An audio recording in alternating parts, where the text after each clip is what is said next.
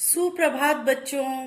आज हम कविता पढ़ने जा रहे हैं, वह देश कौन सा है। यह कविता राम नरेश त्रिपाठी जी द्वारा रचित है। इस कविता में त्रिपाठी जी ने भारत देश की विशेषताओं को प्रस्तुत किया है तथा भारत देश प्रकृति के सौंदर्य से ओतप्रोत है, इसके बारे में बताया है और भारत प्रकृति की गोद में बसा हुआ है, इस विषय में कहा है। तो आइए पढ़ते हैं हम कविता वह देश कौन सा है। पहले हम कविता का वाचन करेंगे। मनमोहिनी प्रकृति की गोद में जो बसा है, सुख स्वर्ग सा जहां है, वह देश कौन सा है। जिसका चरण निरंतर रत्नेश धो रहा है, जिसका मुकुट हिमालय, वह देश कौन सा है। नदियां जहां सुधा की धारा बहा रही हैं, सींचा हुआ सलोना, वह देश कौन सा है। जिसके बड़े रसीले फलकंद नाज मेवे सब अंग में सजे हैं, वह देश कौन सा है। जिसमें सुगंध वाले सुंदर प्रसून प्यारे दिन रात हंस रहे हैं, वह देश कौन सा है।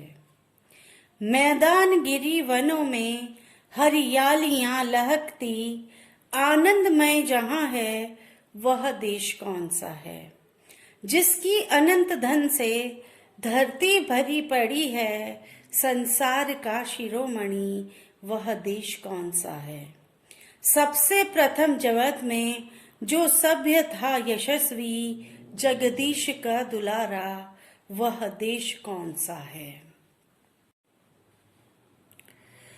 पृथ्वी निवासियों को जिसने प्रथम जगाया, शिक्षित किया सुधारा, वह देश कौन सा है।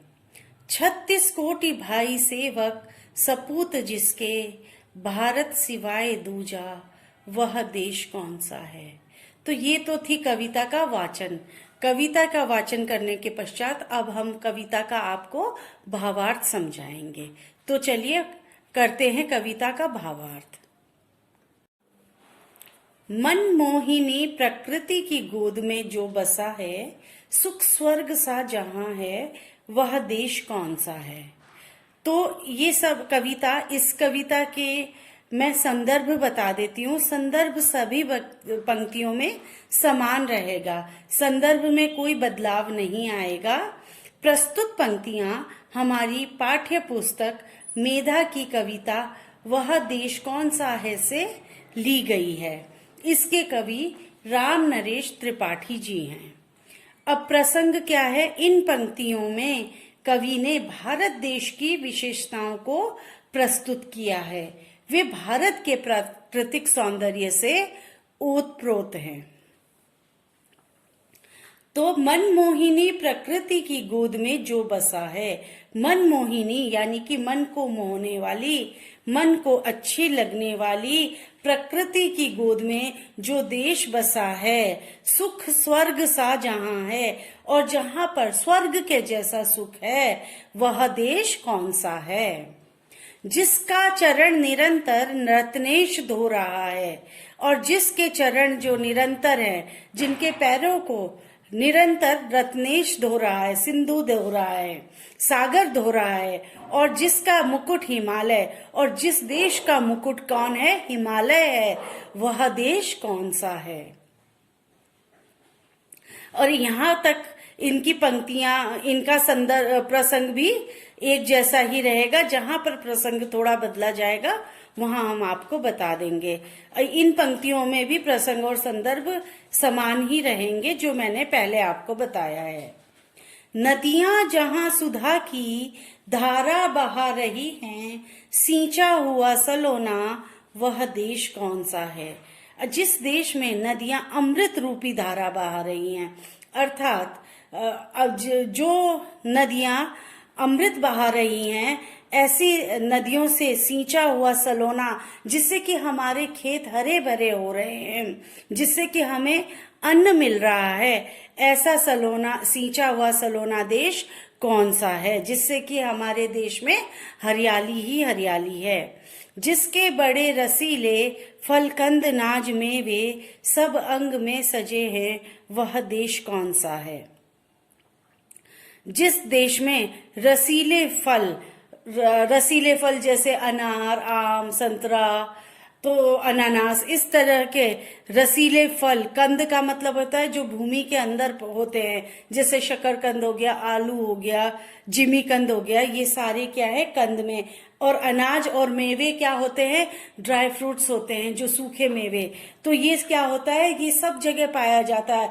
जैसे आप कश्मीर में जाइए तो आपको बादाम अखरोट मिलेगा, और गोवा में जाइए तो आपको काजू मिलेगा।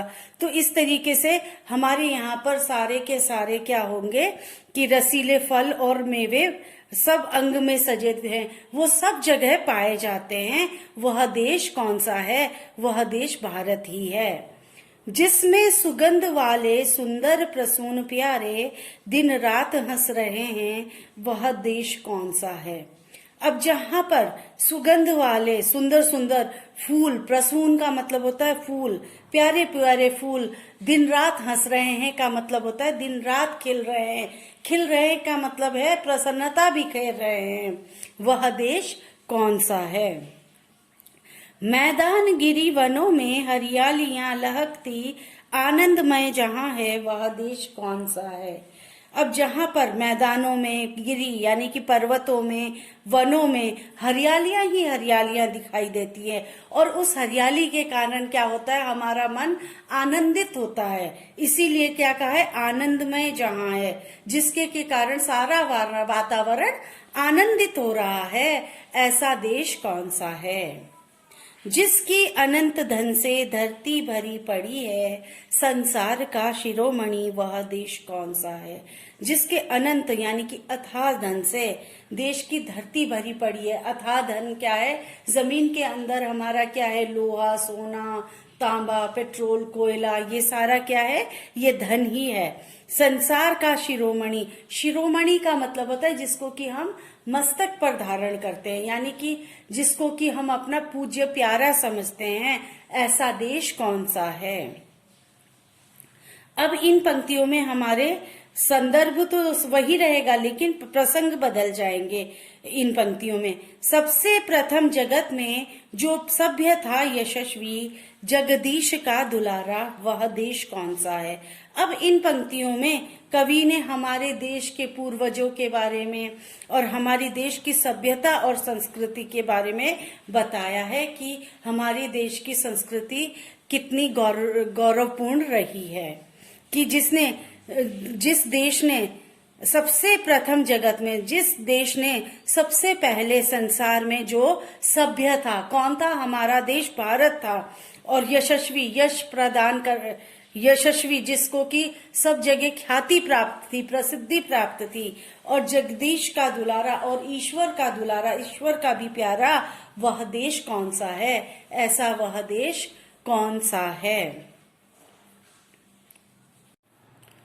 पृथ्वी निवासियों को जिसने प्रथम जगाया, शिक्षित किया, सुधारा, वह देश कौन सा है। अब यहाँ पर कवि कहते हैं जिस देश ने सारी पृथ्वी के निवासियों को सबसे पहले जगाया, यानी कि ज्ञान प्राप्त किया, शिक्षित किया, उनको सभ्यता दी, उनको सुधारा, ऐसा कौन सा देश है। 36 कोटि भाई सेवक सपूत जिसके, भारत सिवाय दूजा, वह देश कौन सा है। जिस देश में 36 करोड़ भाई सेवक सपूत हैं, भारत माता के जो सपूत हैं, जो कि भारत माता की सेवा में लगे हुए हैं, भारत के सिवा और कोई दूसरा देश हो ही नहीं सकता, अर्थात वह भारत देश ही है। तो ये तो थे हमारे एक पाठ की व्याख्या यानी कि भावार्थ। अब हम इस पाठ के प्रश्न उत्तर करेंगे। मौखिक प्रश्न करते हैं। निम्नलिखित प्रश्नों के उत्तर एक वाक्य में दीजिए। देश में स्वर्ग के जैसा क्या है। देश में स्वर्ग जैसा सुख है। इस देश की धरती किससे भरी पड़ी है। इस देश की धरती अनंत धन से भरी पड़ी है। कविता के आधार पर बताइए कि दिन रात कौन हंस रहे हैं। कविता के आधार पर दिन रात फूल हंस रहे हैं। इस देश ने देशवासियों के लिए क्या किया है। इस देश ने देशवासियों को सुधारा, शिक्षित किया, उन्हें ज्ञान प्राप्त किया है, उन्हें सभ्यता प्रदान की है। कविता के रचयिता का नाम, कविता के रचयिता हैं राम नरेश त्रिपाठी जी। अब आते हैं लिखित प्रश्नों पर। निम्नलिखित प्रश्नों के उत्तर विस्तार से लिखिए। इस देश की क्या विशेषताएं हैं। हमारा देश विभिन्न विशेषताओं से भरपूर है। जैसे यह देश मनमोहिनी प्रकृति की गोद में बसा है, जिसके चरण सागर धोता है, हिमालय जिसका मुकुट है, नदियां अमृत की धारा बहाती हैं। यह देश विभिन्न प्रकार के रसीले फल एवं सुगंधित फूलों से लदा है, जिसके पास अनंत धन है। इस देश के निवासी सभ्य एवं सुसंस्कृत है, जिन्होंने सर्वप्रथम पूरे विश्व में ज्ञान का प्रसार किया है। आपका देश प्रकृति की गोद में बसा है, कैसे स्पष्ट कीजिए। हमारे देश में प्राकृतिक सुंदरता भरपूर है। कहीं फूलों से लदे बगीचे हैं तो कहीं फलों से भरपूर बाग हैं। हमारे यहाँ मैदानों, पहाड़ों और वनों में हरियाली है। हिमालय जिसका मुकुट है, यहाँ की नदियां अमृत रूपी धारा बहाती हैं, जिसके गर्भ में यानी कि धरती के अंदर विभिन्न प्रकार के रत्न भरे हैं। प्राकृतिक सुंदरता भरपूर मात्रा में होने के कारण कह सकते हैं कि हमारा देश प्रकृति की गोद में बसा हुआ है। कविता के आधार पर बताइए कि हमें भारत भूमि से क्या क्या प्राप्त होता है। हमें भारत भूमि से अमृत रूपी जल, जो हमारे खेतों का सिंचन करती है, फूल, फल, मैदान, पहाड़, वनों से हमें हरियाली मिलती है। धरती से हमें विभिन्न प्रकार के रत्न तथा महत्वपूर्ण खनिज प्राप्त होता है। इस कविता से क्या सीख मिलती है। इस कविता से हमें यह सीख मिलती है कि हमारा देश प्राकृतिक सौंदर्य से भरा है, जो कि ईश्वर प्रदत्त है। हमें इसका उचित प्रकार से प्रयोग करना चाहिए तथा इस पर गर्व करना चाहिए।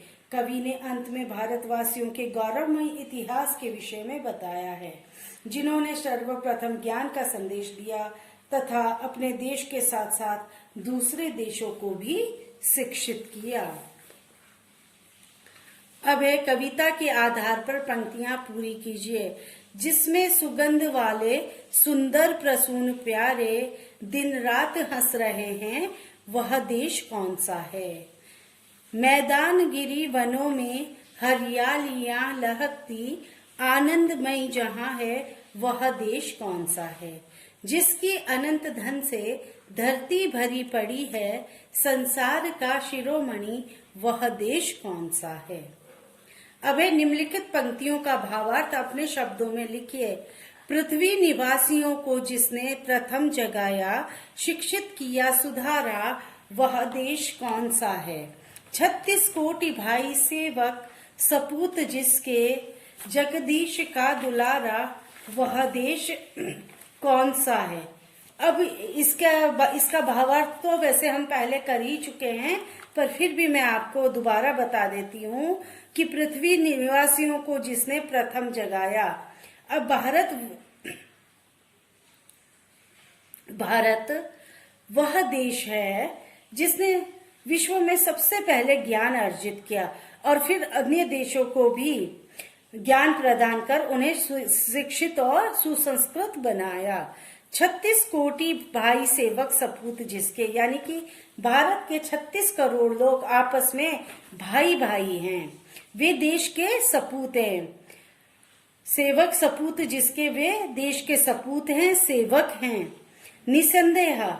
और भारत सिवाय दूजा वह देश कौन सा है। निसंदेह भारत के अलावा ये कोई और दूसरा देश हो ही नहीं सकता, अर्थात वह भारत देश ही है।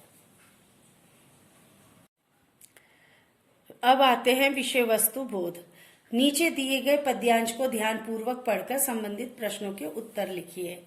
मनमोहिनी प्रकृति की गोद में जो बसा है, सुख स्वर्ग सा जहां है, वह देश कौन सा है। प्रश्न है, यह देश कहाँ बसा हुआ है। इसका उत्तर है, यह देश मनमोहिनी प्रकृति की गोद में बसा हुआ है। इस देश के चरण कौन धो रहा है। देश के चरण रत्नेश यानी कि सिंधु धो रहा है। इस देश के अंगों में क्या सजा है? इस देश के अंगों में रसीले फल, कंद, अनाज और सूखे मेवे से सजा हुआ है। हिमालय किसका मुकुट है? हिमालय भारत देश का मुकुट है। नदियां किसकी धारा बहा रही हैं? नदियां अमृत की धारा बहा रही हैं, यानी कि सुधा की धारा बहा रही हैं।